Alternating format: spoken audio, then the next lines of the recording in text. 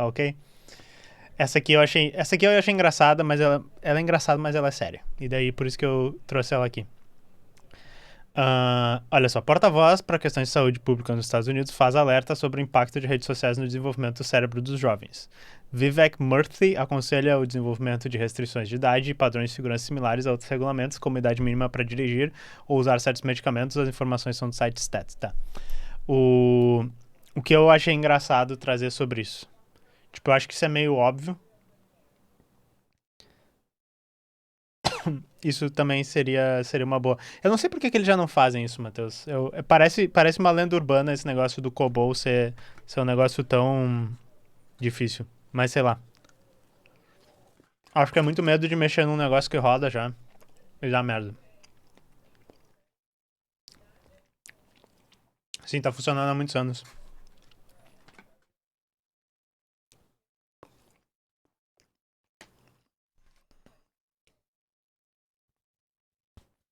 Mas enfim, eles gastam bastante dinheiro mantendo, né? Mas o que é engraçado sobre esse negócio das redes sociais? Não sei se vocês lembram, um tempo atrás, e daí eu trouxe algumas notícias. Porque assim, isso aqui, pra mim, tem uma vibe de tipo assim, não sei se vocês lembram quando tinha um negócio assim, a China fazendo Covid zero é péssimo. Quando a China tenta ter a política de Covid zero, eles estão sendo autoritários com o seu povo. Tinha umas notícias meio assim, sabe? Enquanto a gente tava com um monte de gente morrendo, a gente tava se fudendo pra caralho, não tinha vacina e tal, né? Aí assim, não estou fazendo apologia de coisas ruins que o governo da China pode estar fazendo e tal. Eu acho que eles. Primeiro, que é difícil olhar o que eles fazem e aplicar na nossa tecnologia, na nossa realidade. E também é difícil da gente dizer, não, tá total certo. Eles estão tentando lidar de uma maneira bem diferente do que o pessoal lida aqui. Mas nessa notícia aqui, o que eles dizem? Eles falavam assim: nos Estados Unidos, a gente deixa as crianças fazer o que quiser com computador e videogame, e provavelmente isso é errado. Inclusive, eles começam citando um estudo muito bom aqui, que é, deixa eu ver aqui, Facebook.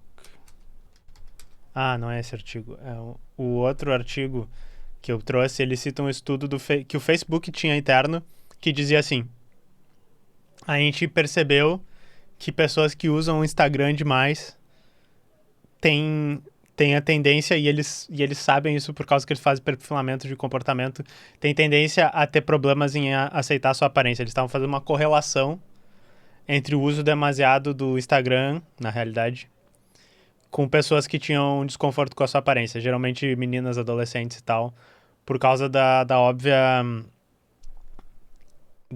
do óbvio comportamento tóxico ali que tem com relação aos filtros, com relação à comparação da sua vida, da sua aparência, das coisas que tu tem com outras pessoas. Isso era um estudo interno do Facebook, algumas pessoas do Facebook vazaram isso. E daí isso foi de há um tempo atrás. E daí na época o pessoal tá dizendo não, porque a China, não sei se vocês lembram, tinha notícias e elas estão todas listadas por aqui. Tinha notícias de tipo, a China proíbe os jovens de jogarem videogame mais que 3 horas por semana. Era jogos online. Proíbe pessoas a partir de tal idade de ficarem tanto tempo na internet. Tem várias coisas assim. E daí eu acho engraçado que os Estados Unidos, sempre meio rubinho na coisa, o cara pega e chega lá e diz, pô, se pá não era uma boa a gente deixar nas redes sociais fazerem o que quisesse com os jovens. E quando vocês procuram nos Estados Unidos o pessoal preocupado com a influência das redes sociais nos jovens, geralmente vocês vão achar isso muito linkado com o quê? Vocês vão achar isso linkado com TikTok, porque eles têm muito medo do TikTok. Inclusive eu fui num podcast ontem lá falar um pouco sobre a questão da pele das fake news.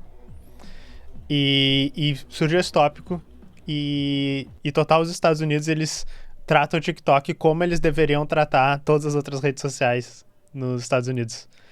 Eles dizem, pô, vocês já perceberam que eles estão sugando todos os dados de cidadãos dos Estados Unidos, de jovens, de crianças. Vocês já perceberam que se um membro do governo usasse esse aplicativo, ele ia estar revelando a posição dele, ele ia estar revelando coisas importantíssimas dele, e aí, quem sabe a gente devia proibir isso, quem sabe a gente devia regulamentar. Só que, claro, eles não tratam Facebook, Instagram, o serviço da Google dessa maneira e fazem questão de dizer que os outros países não tratem desse jeito, né? Que, na minha opinião, é um erro estratégico do Brasil e de outros países que meio que nos torna uma colônia tecnológica dos Estados Unidos. Então eu só achei engraçado estar nas notícias engraçadas, porque, tipo, é sempre engraçado ver os americanos, tipo, norte-americanos. Ah, vocês já perceberam que as redes sociais têm um dano aí pra. Então, enfim. Agora eu vou ler o chat um pouco. Falam de variações da Covid e tal, mas será que na China não tinha variações anteriores à Covid desde 19? Eu não sei. Eu não sou especialista nisso, mas eles já tiveram endemias parecidas na China, né? Isso, inclusive, é um dos motivos porque na Ásia, no geral, eles tratam com uma maior seriedade a questão. Porque, inclusive, de usar a máscara no inverno, sabe? Tipo, quando chega o inverno, tu tá gripado, eles saem de máscara na rua. Que eu acho que é um hábito que a gente poderia começar a fazer aqui no Brasil também. Porque isso ajuda muito. Inclusive, um filme que eu gosto muito, que é do mesmo diretor do Parasita, ele se chama O Hospedeiro. Não tem relação de tema. Mas é um filme de 2008, que se vocês verem hoje, eu recomendo muito. É um filme muito divertido. Se vocês verem hoje, vocês vão ver que ele tem um comentário sobre uma pandemia. Mas, claro, é uma endemia. E parece muito a situação da Covid. Só que como é que eles fizeram um filme há 15 anos atrás, na realidade, falando sobre essa questão, porque eles já passaram pelo SARS-CoV algumas vezes antes, né? Ontem tava vendo um vídeo de um booktuber que eu acompanho, ele é de esquerda e é a favor da regulação das redes sociais, daí ele falou do TikTok ser controlado pelo governo chinês e tá... Mas enfim, não é mentira que o TikTok é controlado pelo governo chinês, mas eu acho que as pessoas tratam isso de uma maneira muito exótica. Porque se tu chama ele de controlado pelo governo chinês, eu acho que seria justo tu dizer que o Google é controlado pelo governo dos Estados Unidos, baseado no que o Snowden disse, por exemplo, de que os Estados Unidos têm pode mandar sugar dado de qualquer pessoa do Google lá para fazer qualquer coisa e o Google não pode dizer nada, né? Se vocês lembrarem das revelações que o Snowden fez. Então eu acho bem difícil tu só não equiparar as coisas. Se tu equiparar, eu acho que é mais tranquilo. Desculpem. Me lembrou liberalismo para os outros desenvolvimentos. É tipo, exatamente isso, Rida. Eu sinto que o desenvolvimento tecnológico nos Estados Unidos é meio assim. Tu não acha que as redes dos coletivos e criadores de conteúdo comunista podem ser prejudicadas com o pretexto de ameaçar o Estado Democrático de Direito quando se fala em relação? Sim. Sim, eu acho mesmo, Matheus. Com a PL, pode. Eu só acho que o negócio da PL é assim, ela não. Ela meio que não vai dar nenhuma ferramenta nova pro Google fazer, ou pro Facebook, ou pro Twitter. Tô tentando pensar outras redes, mas essa. Não vai dar nenhuma. Eu sou só a favor da PL. Partes dela, mais ou menos no formato que tá hoje, ela é legal, mas pode ser que o jeito que ela seja aprovada seja estranho. Mas, tipo assim, discórdia. O, Hoje as redes já meio que já podem pegar e dizer assim: eu não quero nenhum conteúdo comunista lá. Eu acho que essa PL não vai, digamos, fazer com que elas façam isso. Mais do que elas já podem decidir hoje. Porque eu realmente sinto que é iminente, assim, digamos que, sei lá, cresça mais ainda o conteúdo da Soberana, apareçam mais centenas de criadores de conteúdo comunistas e a internet, tipo, por exemplo, o YouTube, assim, sei lá, os top 10 vídeos, 5 são de pessoas que estão se dizendo comunistas e tal. Uma coisa totalmente utópica, assim, o negócio fica muito sério. O Google, ele não precisa de lei do Brasil para retirar esse conteúdo. Inclusive, está nos termos deles que eles podem discriminar conteúdo. E eu acho que, inclusive, essa PL, ela não prevê, por exemplo, que o Google não possa retirar algum conteúdo. Se vocês prestarem atenção, ela basicamente quer que o Google tenha um pouco mais de responsabilidade dentro do que está na lei, sabe? Mas eu realmente acho que hoje o Google poderia decidir: a gente não quer mais comunismo na plataforma. E daí podia assumir tudo, é isso que eu tô dizendo. Então esse é um risco que a gente tem iminente o tempo inteiro. E a maneira que eu vejo isso, e eu acho que e a gente tem discutido isso um pouco com o pessoal da Soberana, com o pessoal dentro do Discord lá da Soberana, com o pessoal de movimentos aqui, de trabalhadores de TI e tal, é que agora que a gente tá começando a ter um pouco de tração, de ter pessoas, eu não diria chance, porque se tu é do movimento software livre, já tem outro nome, que seria as plataformas federadas, esse outro tipo de coisa. O momento que a gente tá chegando pode ser o momento em que a gente tem tanta gente interessada realmente na questão de fazer de fazer uma revolução mesmo, tá? Eu não acho que é iminente isso. Mas a gente está chegando numa massa crítica de pessoas que aquele sonho do movimento software livre, que a gente tinha, tipo, no início dos anos 2000, lá em 1990 e poucos, que era de ter plataformas livres, que são controladas não pelo interesse econômico, mas por uma comunidade de pessoas que tem interesses comuns e que não vão visar o lucro e tal. Esse sonho, ele tá mais próximo hoje porque a gente tem um motivo para fazer isso. A gente tem um motivo de que não, a gente tem essa ideologia, a gente quer se opor ao sistema capitalista e a gente vai botar o nosso trabalho para fazer essas plataformas. Então a gente tá chegando no momento que talvez, e eu tô sendo bem utópico aqui, porque talvez demore mais, talvez mude muitas coisas, mas nós estamos chegando perto do momento em que vai fazer sentido esse papo todo que tinha de criar nossas próprias plataformas federadas, nossas próprias redes sociais, nossos próprios meios de comunicação, porque essas coisas elas são incipientes, elas existem, mas é muito difícil tu justificar, por exemplo, criar uma rede social onde só tem vídeos de comunistas e tal, porque hoje a nossa estratégia é outra. Hoje a nossa estratégia é ir onde as pessoas estão. Eu sei que é uma contradição tu tá dentro do YouTube, mas tu tem que ir onde as pessoas estão, tu tem que mostrar a mensagem para elas e tu tem que trazer elas pro teu lado, sabe? Só que no momento que a gente começar a ser hostilizado, se a gente tiver um movimento forte o suficiente, a gente vai começar a ter nossas próprias plataformas. Seria a ideia de, tipo, sei lá, de ter o próprio jornal, de ter a própria rádio em momentos diferentes, vai ser as nossas próprias plataformas. Eu acho. Então acho que é uma luta em duas frentes. A gente está crescendo agora para poder criar uma coisa aberta, poder criar uma coisa que faça frente. E é muito difícil, inclusive. Porque, tipo, só cortar o cabo da internet estragaria. Ah, o país inteiro vai ficar sem internet, sim, mas estragaria a comunicação e tal. Então tem muita organização ainda para rolar nessa questão. Deixa eu ver, mas se, por exemplo, o conteúdo é retirado e se entra na justiça para ele voltar com essa pele, não ficaria mais fácil ou não? Eu acho que em alguns casos ficaria mais fácil, tá? Porque o que acontece? Hoje, as plataformas elas não têm muita obrigação de te explicar o que aconteceu com o conteúdo. Então, não sei se vocês já ouviram criadores de conteúdo falando sobre isso por exemplo, assim, minha conta caiu no Instagram e eles não me dizem por quê e não me responde o suporte. E daí, por exemplo, acho que tem o caso do João Gordo, que ele entra com o processo lá, a justiça dá ganho de causa, que a conta tem que voltar, ou eles têm que explicar por que a conta teve que cair e tal.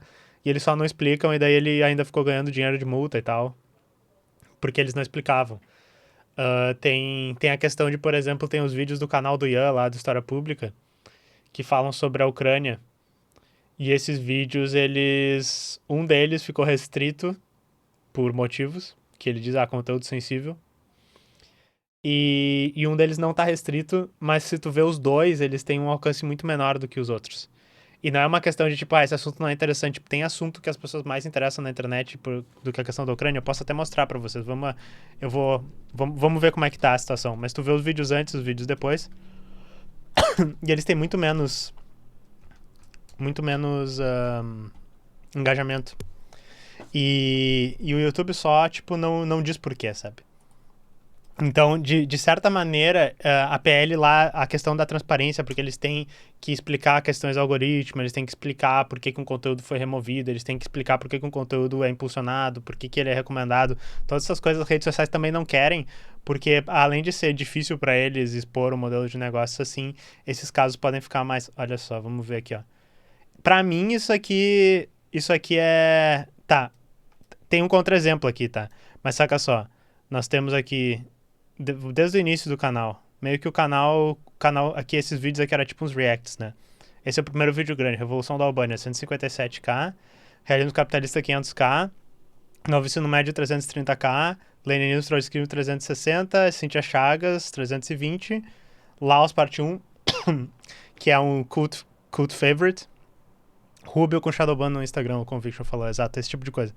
Thatcher 600, Think Tanks 300, um dos melhores vídeos, inclusive, recomendo. A Euromaidan tem 136. Vamos ver o que acontece quando eu clico nesse vídeo aqui.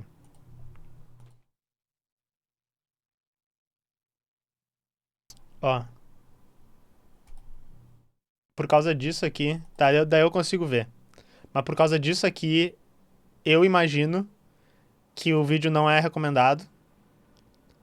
E ele não é. E ele tem um alcance reduzido, tá ligado? E vamos ver aqui o Holodomor também. O Holodomor é engraçado, porque também ele. Pode ser que o vídeo tenha flopado perto dos outros. Mas ele, pra mim, tem um desempenho muito parecido com esse aqui. Os dois saíram juntos. E daí tá, tem esse vídeo do maoísmo, mas esse é tipo um podcast. Talvez seja por isso que ele é. Mas daí tu vê que aqui. Tá, tem alguns contra-exemplos. Talvez eu esteja sendo meio conspiratório. Porque tem esse. Se bem que esse vídeo tem TikTok no título. E daí tem a outra teoria de conspiração.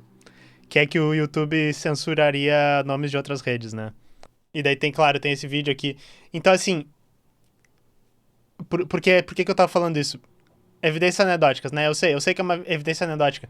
Mas, tipo, esse vídeo aqui, se não me engano, quando tu vê por que ele tá bloqueado lá, segundo o Ian me falou, que ele tá com essa coisa, é porque ele tem conteúdo de violência, eles disseram. E se não me engano, é porque mostra um vídeo do protesto lá. E eu não sei se aparece alguém com sangue e tal, alguma coisa assim. Né? É por causa disso que esse vídeo tá restrito. Só que pra mim, se a PL passasse do jeito que tá, acho que eles vão tirar algumas coisas. Eles teriam que explicar um pouco melhor essas situações. Então talvez fosse o caso de daí, tipo, tu poder processar e tal. Eu não sei a parte legal quanto à questão disso. Mas acho que algumas coisas iam ficar mais claras. Então, tipo, alguma vantagem aí tem. Se vocês verem o vídeo que eu fiz com o Ian da PL, ele tá aqui, ó. Não sei se vocês já viram. Vou colar aqui. O Eu explico várias das coisas, e daí, tipo, o que é mais interessante é a questão deles mostrarem quanto estão sendo pago nas propagandas. Por que um conteúdo foi recomendado pra ti, se foi por causa de propaganda, se foi por causa do teu perfil, qual é o perfilamento que tem. Eles têm que te dar os perfilamentos de ti dos últimos 6 meses, então eles têm que dizer assim, por exemplo, Lucas, tu é do rock, então tu vê essas propagandas, tu é comunista, então tu vê essas propagandas, esse tipo de coisa. Eles têm que dizer o nome das pessoas que botaram propaganda, então, tipo, nesse sentido, a PL seria muito interessante, tá? Uh, a questão, porque assim, uma das coisas que a gente tem que saber é que, assim, ó, essa PL específica, nesse momento que ela chega, ela é especificamente por causa do que aconteceu durante a pandemia, durante a eleição do Bolsonaro, durante essa última eleição agora. Todos os crimes que estão ali, quando eles falam do Estado Democrático de Direito, eles meio que estão falando dos bolsonaristas, sabe? Eu acho que a gente pensando questão de comunismo, assim, tipo, não, a gente vai romper com a democracia burguesa e vai ter uma democracia popular, vai ser um processo revolucionário. Além disso, está muito longe. Eu acho que, obviamente, a lei burguesa vai estar contra a gente, obviamente, as plataformas burguesas vão estar contra a gente. Então, assim, tipo, não é essa PL que vai mudar a coisa. Eu acho meio estranho esse argumento monarquiano de tipo, a esquerda nunca pode fazer nada para coibir o avanço do fascismo, porque isso, monarquiano e PCO das ideias, porque isso pode ser voltado contra ela. Na realidade, a realidade é que as ferramentas já são sempre voltadas contra a esquerda radical. A gente não tem voz, a gente tem qualquer deslize que a gente tiver pode ser tirado e tal. Então, é basicamente isso. O próprio Polícia Maluco falou isso lá no Flow. Eu vi o podcast dele lá. Mas eu descobri depois, estudando melhor, que a versão dele é um pouco diferente da PL, né? E ele não gosta muito da versão mais nova. E, tipo, ele realmente essa lei é bem bizarra. Você acha que tem infiltrados de ideologias de ódio no PCO? Sei lá, cara. O, Pra mim, o PCO é uma grande. Pra mim, né? Vou ser atacado pelo PCO agora. É uma grande. Também foda-se, pode me atacar, pessoal.